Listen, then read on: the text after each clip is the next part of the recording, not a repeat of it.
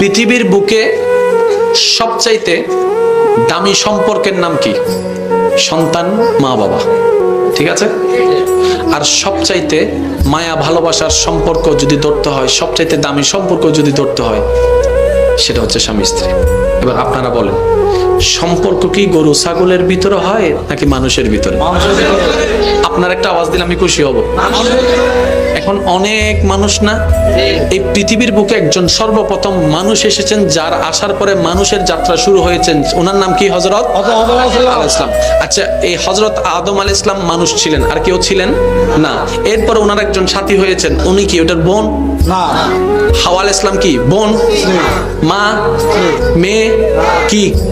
তাহলে পৃথিবীর সর্বপ্রথম মানব হযরত আদম এবং হাওয়া, ওনাদের যে সম্পর্কটা আল্লাহ দান করেছেন, এটা মা ছেলে নয়, ভাই বোন নয়, স্বামী স্ত্রী।